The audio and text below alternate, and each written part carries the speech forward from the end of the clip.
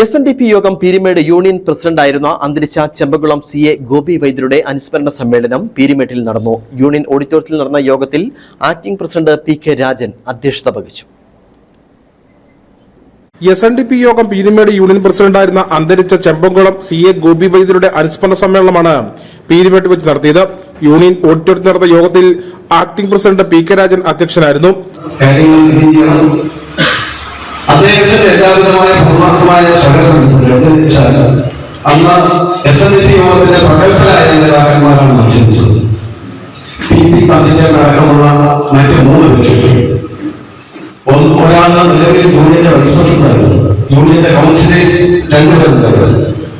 അവിടെയൊക്കെ വൈദ്യരുടെ സഹായങ്ങൾ മാത്രമാണ് ഒന്ന് ജയിക്കുവാൻ കഴിഞ്ഞത്. അതിനുശേഷം 3 പേർ അദ്ദേഹത്തിന്റെ മരണം ഉണ്ടാകും.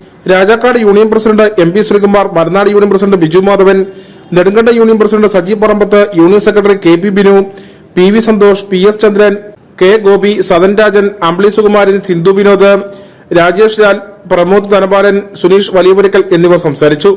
News bureau, Peermade.